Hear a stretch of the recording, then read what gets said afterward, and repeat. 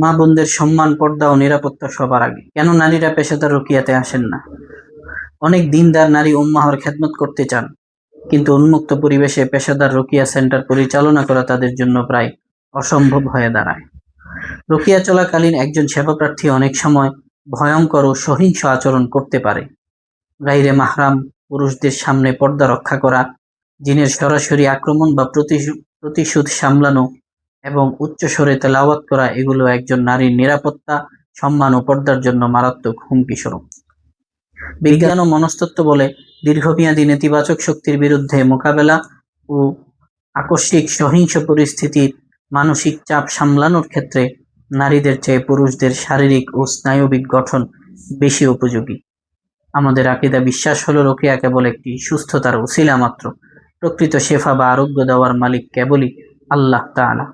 তাই শরীয়ত নারীদের এমন ঝুঁকিপূর্ণ ও ফিতনার পথে যেতে নিরুৎসাহিত করে। পেশাদার না হয়েও একজন নারী তার নিজের, সন্তানের এবং মাহরামের রুকিয়া করে নিজ গৃহকে নিরাপদ রাখতে পারে। এতে তার দিন ও মর্যাদা দুটোই সুরক্ষিত থাকে।